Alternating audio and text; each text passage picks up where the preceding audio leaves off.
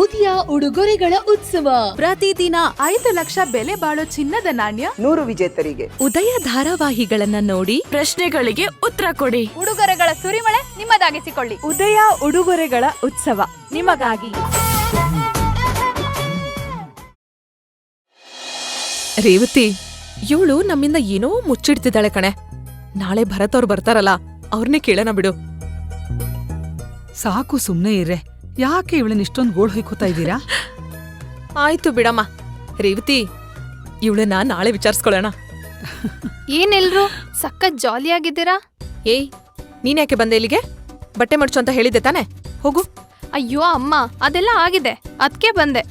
ನಾನೇನಾದ್ರೂ ಹೆಲ್ಪ್ ಮಾಡ್ಲಾ? ಅಮ್ಮ, ತಾಯಿ, ಏನು ಹೆಲ್ಪ್ ಬೇಡ. ನೀನು ಪದೇ ಪದೇ ಈ ರೂಮಿಗೆ ಬಂದು ಇವಳಿಗೆ ಹಿಂಸೆ ಕೊಡದೆ ಇದ್ರೆ ಅದೇ ಒಂದ್ ದೊಡ್ಡ ಹೆಲ್ಪ್ ಆಗತ್ತೆ. ಏನೋ ಮಹಾ ಗುಟ್ಟಿನ ವಿಷಯ ಅನ್ನೋಂಗ್ ಆಡ್ತೀರಾ. ಚಿಕ್ಕಿನ್ ಪ್ರಸ್ತಕ್ ರೆಡಿ ಮಾಡ್ತಿದ್ದೀರಾ ತಾನೇ? ಮಾಡ್ಕೊಳ್ಳಿ. ಅಯ್ಯೋ, ಚಿಕ್ಕಿ, ಎಷ್ಟ್ ಚೆನ್ನಾಗ್ ಕಾಣ್ತಿದ್ಯಾ. ಚಿಕ್ಕಪ್ಪ ಏನಾದ್ರೂ ನೋಡಿದ್ರೆ ಅಷ್ಟೇ, ಕ್ಲೀನ್ ಬೋಲ್ಡ್.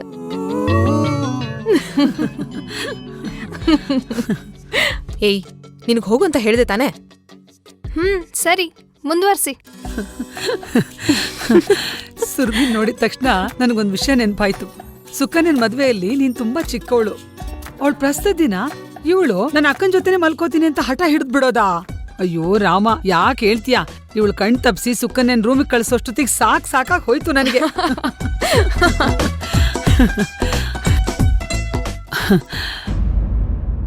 ರೇವತಿ, ನಿನ್ ಗಂಡ ಇಷ್ಟೊತ್ತಾದ್ರೂ ಯಾಕೆ ಬರ್ಲಿಲ್ಲ? ಇಷ್ಟೊತ್ಗೆಲ್ಲ ಬರ್ಬೇಕಿತ್ತತ್ತೆ. ಇನ್ನೇನ್ ಬರ್ಬೋದು. ಫೋನ್ ಮಾಡಿ ಕೇಳು ಎಲ್ಲಿದ್ದಾನೆ ಅಂತ. ಸರಿ ಅತ್ತೆ.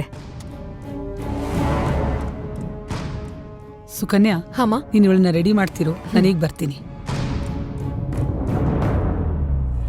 ಓಹ್, ನಾಳೆ ಆಗಲ್ಲ ನಣಿ. Why why why why why ನಾಳೆ ನಂಗೊಂದು ಇಂಟರ್ವ್ಯೂ ಇದೆ. ಏನೋ ಇಂಟರ್ವ್ಯೂನಾ? ಲವ್, ನೀನು ಹೂ ಅಂದ್ರೆ ಸಾಕು, ನಾಳೆನೆ ನಿಮ್ಮಪ್ಪ ಕಂಪ್ನಿಗೆ MD ಮಾಡಿ ನಿನ್ನ ಸಿಂಹಾಸನದ ಮೇಲೆ ಕೂರಿಸ್ತಾನೆ. ನಾನ್ ಮಾತಾಡ್ತಿರೋದು ನಮ್ ಕಂಪ್ನಿ ಬಗ್ಗೆ ಅಲ್ಲ, ಬೇರೆ ಕಂಪ್ನಿಗೆ ಇಂಟರ್ವ್ಯೂಗೆ ಹೋಗ್ತಿದ್ದೀನಿ. ಅದೇ ಯಾಕೆ ಬೇರೆ ಕಂಪ್ನಿಗೆ ಇಂಟರ್ವ್ಯೂ ಅಂತ? ಯಾಕೆ ಅಂದ್ರೆ ನಾನೀಗ ದೊಡ್ಡ ಬಿಸ್ನೆಸ್ ಮನ್ ಮಗ ಅಲ್ಲ. ಕೆಲ್ಸ ಇಲ್ದಲೆ ಕೆಲ್ಸಕ್ಕೋಸ್ಕರ ಹುಡುಕ್ತಾ ಇರೋ ಒಬ್ಬ ಮಿಡಲ್ ಕ್ಲಾಸ್ ಹುಡುಗ. ಯಾವ ನಾಲಾಯಕ್ ನನ್ ಮಗ ಹಂಗೇಳಿದ್ದು? ಸ್ವಲ್ಪ ಕೂಲಾಗಿ ಕೇಳು ನಣಿ. ಹಾಗಂತ ಆ ಹುಡುಗಿ ಹತ್ರ ನಾನು ನಂಬಿಸಿದೀನಿ. ಅದರಿಂದಾನೇ ಅವಳು ನನ್ನ ಫ್ರೆಂಡ್ಶಿಪ್ ಮಾಡಿರೋದು. ನನಗ್ ಕೆಲಸ ಇಲ್ಲ ಅಂತ ಕೆಲಸ ಕೊಡ್ಸೋಕೆ ಅವಳ ಬಾಸ್ ಹತ್ರ ರಿಕ್ವೆಸ್ಟ್ ಮಾಡ್ಕೊಂಡು ನಾಳೆನೇ ಇಂಟರ್ವ್ಯೂ ಅರೇಂಜ್ ಮಾಡಿಸಿದಾಳೆ. ನಿಮ್ಮಪ್ಪ ನಿನ್ನ MD ಮಾಡ್ತೀನಿ ಅಂದ್ರೆ ನೀನು ಹೋಗಿಲ್ಲ, ಇನ್ನ ಹುಡುಗಿ ಹೇಳಿದ್ಲು ಅಂದ್ಬಿಟ್ಟು ನೀನು ಇಂಟರ್ವ್ಯೂ ಹೋಗ್ತೀಯಾ? ನಾನು ಹೋಗಿಲ್ಲ ಅಂದ್ರೆ ಆ ಹುಡುಗಿಗೆ ಅನುಮಾನ ಬರುತ್ತೆ ನಣಿ. ಅವಳ ಸ್ನೇಹ ನಂಬಿಕೆ ಉಳಿಸ್ಕೋಬೇಕು ಅಂದ್ರೆ ನಾನು ಆ ಇಂಟರ್ವ್ಯೂಗೆ ಹೋಗ್ಲೇಬೇಕು. ಆಯ್ತಾಯ್ತಾಯ್ತಾಯ್ತಾಯ್ತು. ಆದ್ರೆ ಕಂದ, ಆದಷ್ಟು ಬೇಗ ಆ ಹುಡುಗಿ ಮುಂದೆ ಸತ್ಯವನ್ನ ಹೇಳ್ಬಿಡು, ಏನು ಮುಚ್ಚಿಡ್ಬೇಡ. ನೀನಿದೆಯಲ್ಲಪ್ಪ ಸತ್ಯ ಹರಿಶ್ಚಂದ್ರ ಅವ್ರ ತಾತ. ದಯವಿಟ್ಟು ನಣಿ, ಇದೊಂದು ಮ್ಯಾಟ್ರಲ್ಲಿ ಯಾವ ಫಿಟ್ಟಿಂಗು ಹಿಡಕ್ ಹೋಗ್ಬೇಡ ಪ್ಲೀಸ್. ಓಕೆ, ಪುಳಿಯೋಗರೆ ಇಲ್ಲೇ ಬಿಟ್ಟ. ಕೊಡಿಲಿ, ನನ್ ಮೇಲೆ ಹೋಗಿ ತಿಂತೀನಿ. ಅರೆ, ಪೂನಲ್ಲಿ 4 ಕಗಳು ಉಳ್ಕೊಂಡ್ಬಿಟ್ಟಿದೆ, ವೇಸ್ಟ್ ಮಾಡಬಾರ್ದು.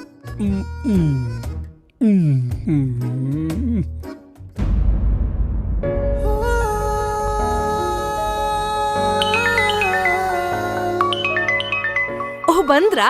ನಾನ್ ನಿಮ್ ಮೊಬೈಲ್ಗೆ ಟ್ರೈ ಮಾಡ್ತಾ ಇದ್ದೆ, ಹೋದ್ ಕೆಲ್ಸ ಎಲ್ಲ. ಸ್ವಲ್ಪ ನೀರ್ ತರ್ತೀಯಾ? ಸರಿ, ತರ್ತೀನಿ.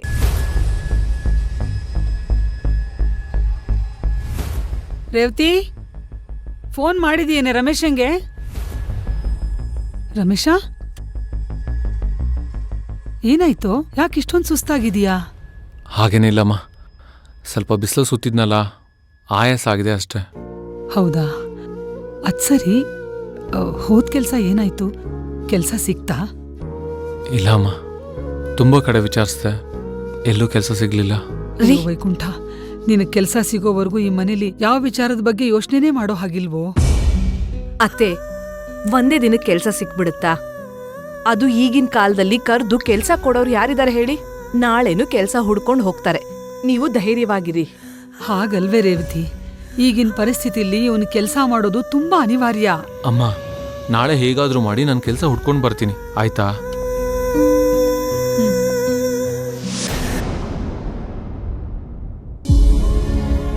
ಅಮ್ಮ, ಹಾ? ಅಣ್ಣ ಯಾಕಿಷ್ಟು ಬೇಜಾರು ಮಾಡ್ಕೊಂಡಿದ್ದಾನೆ? ಏನಿಲ್ಲ ಕಾದಂಬರಿ, ಬೆಳಿಗ್ಗೆನೆ ಕೆಲಸ ಹುಡ್ಕಕ್ ಹೋದ, ಕೆಲ್ಸನೇ ಸಿಗ್ಲಿಲ್ವಂತೆ. ಅಷ್ಟೇನಾ? ಅಣ್ಣ, ಅಷ್ಟಕ್ಕೆ ಬೇಜಾರು ಮಾಡ್ಕೊಂಡ್ರೆ ಹೇಗೆ? ಕೆಲಸ ಹುಡ್ಕೋ ಕಷ್ಟ ಏನು ಅಂತ ನನಗೂ ಚೆನ್ನಾಗಿ ಗೊತ್ತು. ನಮಗೆ ಅವಶ್ಯಕತೆ ಇದ್ದಾಗ ಅಷ್ಟು ಸುಲಭವಾಗಿ ಸಿಗಲ್ಲ. ಕಾದಂಬರಿ, ನಿನ್ ಗಾರ್ಮೆಂಟ್ಸ್ ಅಲ್ಲೇ ರಮೇಶ್ಗೊಂದು ಯಾಕೆ ಕೆಲಸ ಕೊಡಿಸ್ಬಾರ್ದು ನೀನು? ಅದನ್ನ ನಾನು ಯೋಚನೆ ಮಾಡದೇ ಇರ್ತೀನ ಅಮ್ಮ.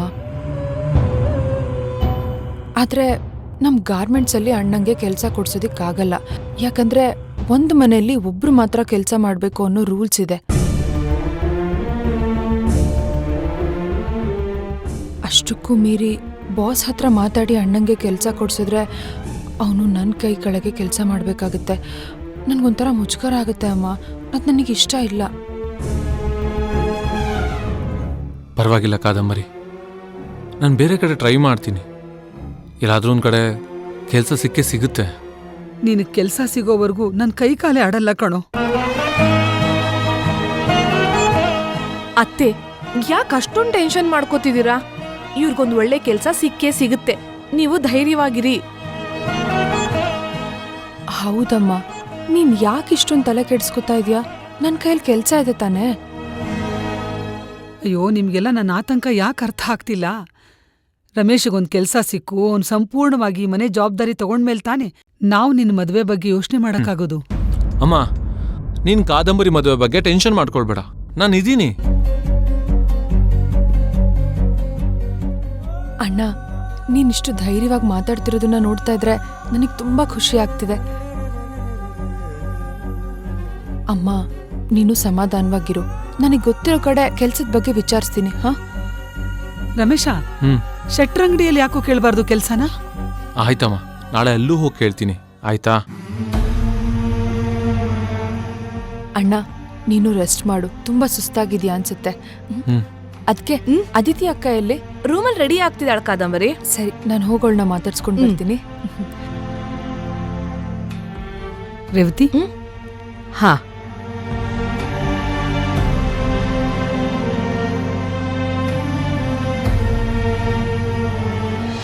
ಅಕ್ಕ,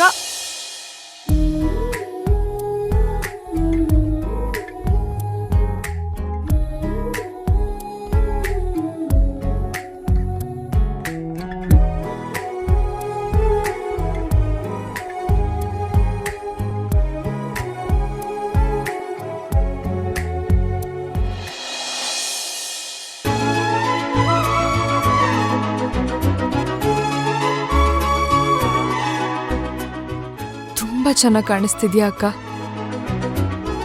ನನ್ ದೃಷ್ಟಿನೇ ತಾಗೋಷ್ಟು ಮುದ್ದಾಗಿ ಕಾಣ್ತಿದ್ಯಾ. ಕಾದಂಬರಿ, ಪೂರ್ತಿ ನಾಚಿಕೆನ ಇಲ್ಲೇ ಮುಗಿಸ್ಕೋಬೇಡ. ಭಾವನ್ ಮುಂದೆನೂ ಸ್ವಲ್ಪ ಉಳಿಸ್ಕೊ. ಇಷ್ಟೊತ್ತು ಅಕ್ಕ ಮತ್ತೆ ಅದಕ್ಕೆ ರೇಗಿಸ್ತಾ ಇದ್ರು, ನೀನೊಬ್ಳು ಬಾಕಿ ಇದ್ದೆ ನೋಡು. ಮತ್ತೆ ನಾಳೆ ಈ ಚಾನ್ಸ್ ಸಿಗುತ್ತಾ? ಸಿಕ್ಕಾಗ ನಿನ್ನ ಚೆನ್ನಾಗಿ ರೇಗಿಸಿ ನಾವೆಲ್ಲ ಮಜಾ ತಗೋಬೇಕು. ಅಕ್ಕ, ನನ್ಗಿವತ್ತು ತುಂಬಾ ಖುಷಿ ಆಗ್ತಿದೆ ಗೊತ್ತಾ? ನೀನು ಖುಷಿ ಆಗ್ತಾ ಇರೋದು ನನ್ ಮದ್ವೆ ಆಯ್ತು ಅಂತನಾ ಅಥವಾ ನಿನ್ ಲೈನ್ ಕ್ಲಿಯರ್ ಆಯ್ತು ಅಂತನಾ? ಮದ್ವೆ ವಿಷಯ ಮಾತಾಡಿದ ತಕ್ಷಣ ನಮ್ಮ ಅದಿತಿಗಿಂತ ಕಾದಂಬರಿ ತುಂಬಾನೇ ನಾಚ್ಕೋತಿದ್ದಾಳೆ.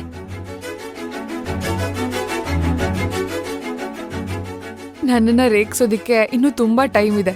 ಸುಮ್ನೆ ಇರು ನೀನು. ಅಕ್ಕ, ಇವತ್ತಿಂದ ಹೊಸ ಜೀವನಕ್ಕೆ ಕಾಲಿಡ್ತಾ ಇದ್ಯಾ. ನನ್ ಕಡೆಯಿಂದ ಶುಭಾಶಯ. ನೀನು ಭಾವ ಇಬ್ರು ಜೀವನ ಪೂರ್ತಿ ನಗ್ನಗ್ತಾ ಇರಿ. ಅಮ್ಮನ ಹತ್ರ ಆಶೀರ್ವಾದ ತಗೋ. ಹೇಳು ಅದಿತಿ, ಇನ್ಮುಂದೆ ನೀನು ನಿನ್ ಗಂಡ ಒಂದೇ ನಾಣ್ಯದ ಎರಡು ಮುಖ ಇದ್ದ ಹಾಗೆ. ಜೀವನದಲ್ಲಿ ಬರೋ ಕಷ್ಟ, ಸುಖ, ಸಂಭ್ರಮನ ಇಬ್ರು ಸಮನಾಗಿ ಹಂಚ್ಕೋಬೇಕು. ಯಾವುದೇ ಸಂದರ್ಭದಲ್ಲೂ ನಿನ್ ಗಂಡನ್ ಮಾತ್ರ ಬಿಟ್ಕೊಡ್ಬೇಡ.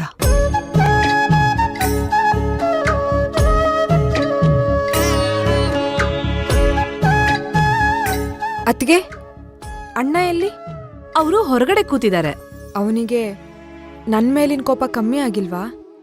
ನಾನ್ ಮಾತಾಡಿದ್ದನ್ನ ಅಷ್ಟೊಂದು ಸೀರಿಯಸ್ ಆಗಿ ತಗೊಂಡಿದ್ದಾನಾ? ಏನು ಏನಂದೆ ನೀನು? ಏನಿಲ್ಲ ಕಾದಂಬರಿ, ಅದಿತಿ ನಿಮ್ಮಣ್ಣನ ಸುಮ್ಮನೆ ರೇಗಿಸ್ತಾ ಇದ್ಲು ತಮಾಷೆ ಮಾಡ್ಕೊಂಡು, ಅದಕ್ಕೆ ಹೇಳ್ತಿದ್ದಾಳೆ. ಅಷ್ಟೇನಾ? ಅಣ್ಣ ಅದಕ್ಕೆಲ್ಲ ಕೋಪ ಮಾಡ್ಕೊಳ್ಳಲ್ಲ. ನಾನು ಹೋಗಿ ಅವನ್ನ ಕರ್ಕೊಂಡು ಬರ್ತೀನಿ.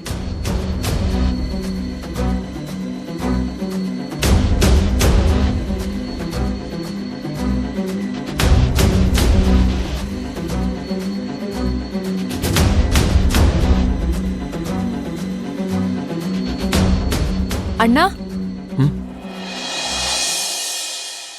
ನಿಂಗೆ ಅಕ್ಕನ ಮೇಲೆ ಕೋಪನಾ?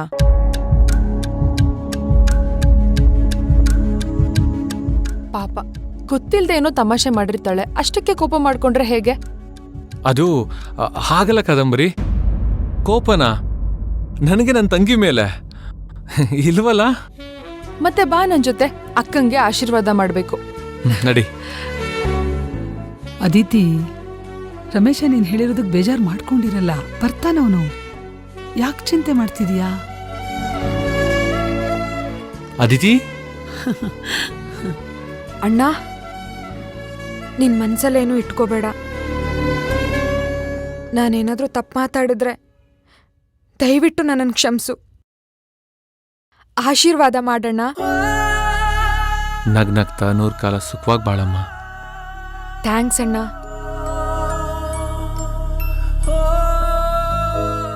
ಪಾಪ ಆ ಹುಡುಗಿ, ನನಗ್ ಟೈಮ್ ಆಯ್ತು ಅಂತ ಹೇಳೋದಕ್ಕೂ ಮುಂಚೆ ನಾವೇ ಅವಳನ್ನ ಬೇಗ ಕಳಿಸ್ಬಿಡೋಣ. ನಿಮ್ ಆಶೀರ್ವಾದ ಎಲ್ಲ ಆಮೇಲೆ ಇಟ್ಕೊಂಡ್ರೆ ಆಯ್ತು.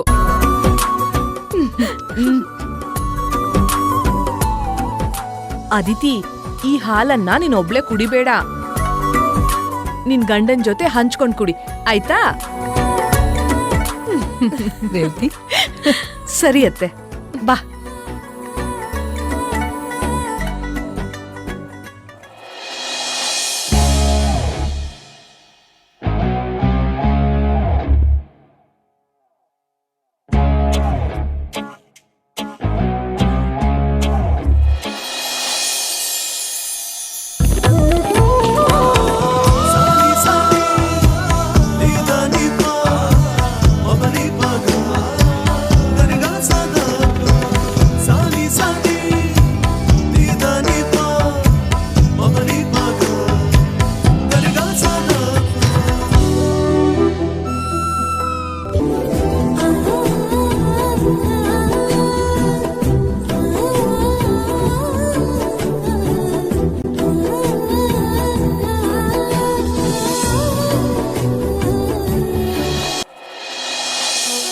ಅದಿತಿ, ಇದೆಲ್ಲ ಏನೂ ಬೇಡ. ಗಂಡ ಹೆಂಡತಿ ಅಂದ್ರೆ ಇಬ್ರು ಸರಿ ಸಮಾನ್ರೆ.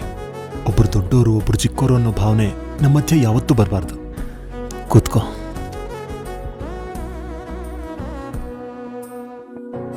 ಹಾಲು ತಗೊಳ್ಳಿ. ನೀವು ಸ್ವಲ್ಪ ಕುಡಿದು ನನಗೂ ಕೊಡಿ. ನಾನೇ ಯಾಕೆ ಫಸ್ಟ್ ಕುಡಿಬೇಕು? ಸಂಪ್ರದಾಯ ಇರೋದೇ ಹಾಗೆ. ಯಾರೋ ರಸಿಕತೆ ಇಲ್ಲದೆ ಇರೋರ್ ಸಂಪ್ರದಾಯ ಮಾಡಿರ್ಬೇಕು. ಮೊದಲು ಹೆಂಡತಿ ಕುಡಿಬೇಕು. ಅವಳು ಕುಡಿದ್ಮೇಲೆ ಅವಳ ಅಗರಾಮೃತದ ಸಿಹಿ ಜೇನು ಹಾಲಲ್ಲಿ ಬೆರೆತ್ರೆ ಇನ್ನೂ ರುಚಿಯಾಗಿರುತ್ತೆ.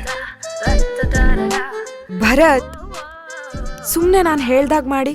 ಸರಿ, ಒಂದು ಕೆಲಸ ಮಾಡೋಣ. ಹೊಸ ಸಂಪ್ರದಾಯಕ್ಕೆ ನಾಂದಿ ಹಾಡೋಣ. ಇಬ್ರು ಒಟ್ಟಿ ಕುಡಿಯೋಣ.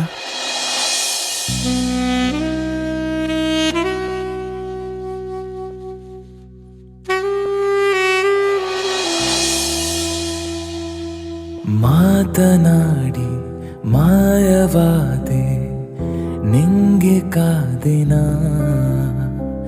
ಬಳಿಗೆ ಬಂದು ಎದುರು ನಿಂತು ನನ್ನ ಪ್ರೀತಿಸು, ನನ್ನ ಪ್ರೀತಿಸು.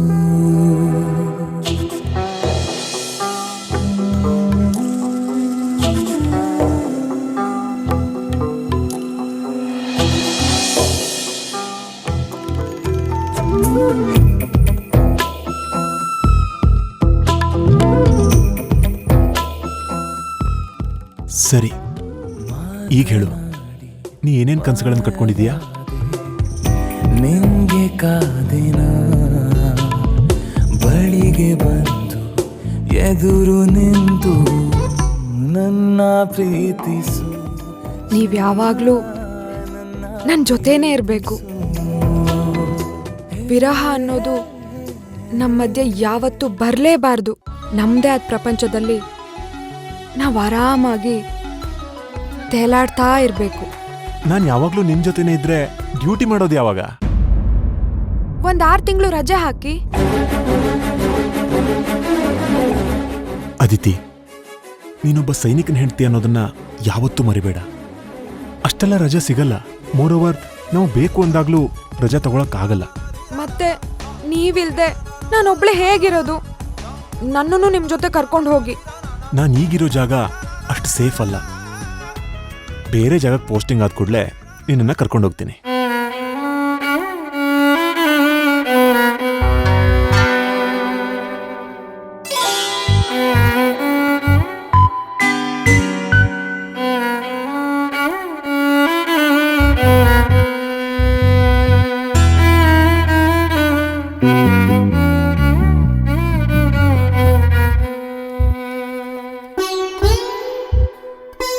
ಇದು ಬೇಜಾರು ಮಾಡ್ಕೊಳ್ಳೋಂಥ ಟೈಮ್ ಅಲ್ಲ. ಒಟ್ಟಾಗಿಬ್ರು ಪ್ರಪಂಚದ ಎಲ್ಲ ಸಂತೋಷನ ಅನುಭವಿಸುವಂಥ ಸಮಯ. ಎಲ್ಲಿ ಒಂದ್ಸಲ ಸ್ಮೈಲ್ ಮಾಡು, ಸ್ಮೈಲ್ ಮಾಡು. That's like a good girl.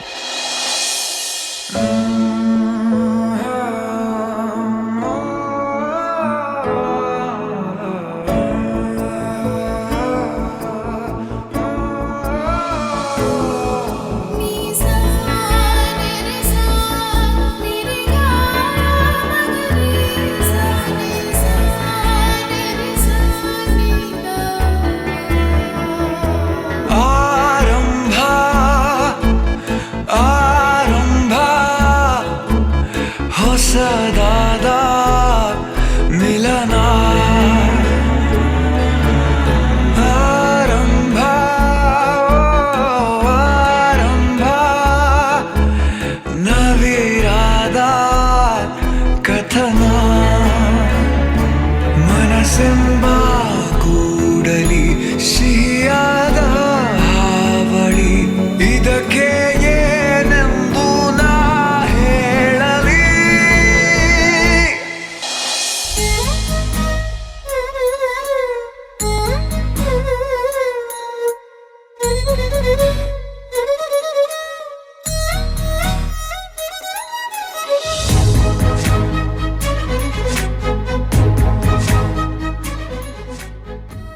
ರೀ ಕಾದಂಬರಿ ಅವರೇ, ಯಾಕ್ರಿ ಇಷ್ಟೊಂದು ನೆನಪಾಗ್ತಿದ್ದೀರಾ? ನೀವು ಕೊಟ್ಟ ಪುಳಿಯೋಗರೆ ತಿಂದಾಗಿಂದ ಬರೀ ನಿಮ್ಮದೇ ಗುಂಗಲ್ಲಿದ್ದೀನಿ. ಯಾವಾಗ ನಾಳೆ ಆಗುತ್ತೋ, ಯಾವಾಗ ನಾನು ನಿಮ್ಮ ಜೊತೆ ಮಾತಾಡ್ತೀನೋ ಅಂತ ಕಾಯ್ತಾ ಇದ್ದೀನಿ. ಹೌದು, ಕಾದಂಬರಿ ಅವ್ರ ಜೊತೆ ಮಾತಾಡೋಕ್ಕೆ ನಾನು ನಾಳೆವರೆಗೂ ಏನಕ್ಕೆ ಕಾಯ್ಬೇಕು? ಹೇಗೋ ಅವ್ರ ನಂಬರ್ ಇದೆ, ನಾನು ಈಗಲೇ ಕಾಲ್ ಮಾಡ್ಬಿಡ್ತೀನಿ.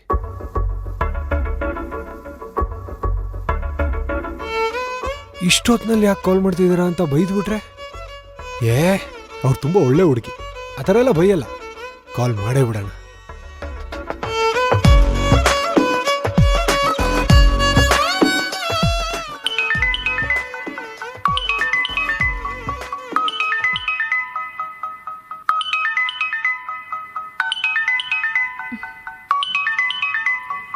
ಇವ್ರು ಯಾಕೆ ಇಷ್ಟೊತ್ತಿನಲ್ಲಿ ಫೋನ್ ಮಾಡ್ತಿದ್ದಾರೆ?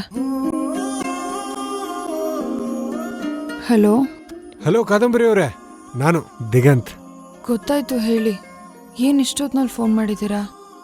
ಅದು ಅದು ನಾಳೆ ಇಂಟರ್ವ್ಯೂ ಅಂತ ಹೇಳಿದ್ರಲ್ಲ, ಅಲ್ಲಿ ಏನೇನು ಕ್ವಶನ್ಸ್ ಕೇಳ್ತಾರೆ ಅಂತ ಕೇಳಕ್ಕೆ ಕಾಲ್ ಮಾಡಿದೆ. ಅಲ್ಲ, ನಾಳೆ ಇರೋ ಇಂಟರ್ವ್ಯೂಗೆ ಈಗಿಂದನೇ ತಲೆ ಕೆಡಿಸ್ಕೊತಿದ್ದೀರಲ್ಲ. ನೀವು ಎಷ್ಟು ಕಷ್ಟಪಟ್ಟು ನನಗೋಸ್ಕರ ಅಂತ ಇಂಟರ್ವ್ಯೂ ಅರೇಂಜ್ ಮಾಡಿಸಿದ್ದೀರಾ. ನಾನು ಬೇಕಾಬಿಟ್ಟು ಬಂದೋದ್ರೆ ನಿಮ್ಮ ಇಮೇಜು, ಇನ್ಫ್ಲುಯೆನ್ಸು ಎಲ್ಲ ಹಾಳು ಮಾಡ್ದಂಗೆ ಅನ್ಸಲ್ವಾ? ನಿಮ್ಗಿರೋ ಒಳ್ಳೆ ಮನಸ್ಸಿಗೆ, ಪ್ರಾಮಾಣಿಕವಾದ ಪ್ರಯತ್ನಕ್ಕೆ ಖಂಡಿತ ಕೆಲಸ ಸಿಕ್ಕೇ ಸಿಗುತ್ತೆ. ನೀವೇನಾದರೂ ನನ್ನ ಎದುರುಗಡೆ ಇದ್ದಿದ್ರೆ ಈಗಲೇ ನಿಮ್ಮ ಬೈಕ್ ಸಕ್ಕರೆ ಹಾಕಿರ್ತಿದ್ದೆ. ಹೌದಾ? ಯಾಕೆ? ನಾಳೆ ಖಂಡಿತ ಕೆಲಸ ಸಿಕ್ಕೇ ಸಿಗುತ್ತೆ ಅಂತ ಹೇಳಿದ್ರಲ್ಲ, ಅದಕ್ಕೆ. ನಿಮಗೆ ನಾಳೆ ಕೆಲಸ ಸಿಕ್ಕಿ ಮೊದಲನೇ ತಿಂಗಳು ಸಂಬಳ ಬಂದ್ಮೇಲೆ ಬರೀ ಸಕ್ಕರೆ ಅಲ್ಲ 1 kg ಮೈಸೂರು ಪಾಕೆ ಕೊಡಿ. ನಿಮ್ ಮಾತು ಕೇಳ್ತಿದ್ರೆ ತುಂಬಾ ಧೈರ್ಯ ಬರ್ತಿದೆ ಕಣ್ರಿ. ಕೆಲ್ಸ ಸಿಗುತ್ತೋ ಇಲ್ವೋ ಅಂತ ತುಂಬಾ ಹೆದರು ಬಿಟ್ಟಿದ್ದೆ. ನಿಮಗೆ ಈ ಕೆಲಸ ತುಂಬಾ ಇಂಪಾರ್ಟೆಂಟ್ ಅನ್ಸುತ್ತೆ. ಕಷ್ಟದಲ್ಲಿರೋರ್ ಕೈನ ಆ ದೇವ್ರು ಯಾವತ್ತೂ ಬಿಡಲ್ಲ. ಎಲ್ಲ ಒಳ್ಳೇದಾಗುತ್ತೆ. ಈಗ ಆರಾಮಾಗಿ ಮಲ್ಕೊಳ್ಳಿ. ಕಾದಂಬರಿ ಅವರೇ, ಒಂದೇ ಒಂದು ನಿಮಿಷ. ನಿಮ್ಮ ಹತ್ರ ಒಂದೇ ಒಂದು ಲಾಸ್ಟ್ ಪ್ರಶ್ನೆ ಕೇಳ್ಬೋದಾ? ನನ್ನ ಉತ್ತರದಿಂದ ನಿಮಗೆ ಒಳ್ಳೇದಾಗುತ್ತೆ ಅನ್ನೋದಾದ್ರೆ 1 ಅಲ್ಲ 10 ಪ್ರಶ್ನೆ ಕೇಳಿ. ಥ್ಯಾಂಕ್ಸ್ ರೀ. ಇಷ್ಟೊತ್ತಿಗೆ ನಾನು ನಿಮಗೆ ಕಾಲ್ ಮಾಡಿದ್ದು ನಿಮ್ಗೇನು ಬೇಜಾರಾಗಿಲ್ಲ ತಾನೆ? ಬೇಜಾರಾಗಿಲ್ಲ. ನಿಮ್ಮ ಡೆಡಿಕೇಶನ್ ಬಗ್ಗೆ ಹೆಮ್ಮೆ ಅನಿಸ್ತಿದೆ. ಅಯ್ಯೋ, ನಿಮಗೇನೇ ಸಹಾಯ ಬೇಕಂದ್ರೂ ನನಗೆ ಕಾಲ್ ಮಾಡಿ. ನಾನು ಏನೂ ಬೇಜಾರು ಮಾಡ್ಕೊಳ್ಳಲ್ಲ. ಥ್ಯಾಂಕ್ಸ್ ರೀ. ಸರಿ, ಲೇಟ್ ಆಗ್ತಿದೆ, ಮಲ್ಕೊಳ್ಳಿ. ನಾಳೆ ಫ್ಯಾಕ್ಟ್ರಿಲಿ ಸಿಗೋಣ. Good night. Okay, good night ರೀ. ಬಾಯ್.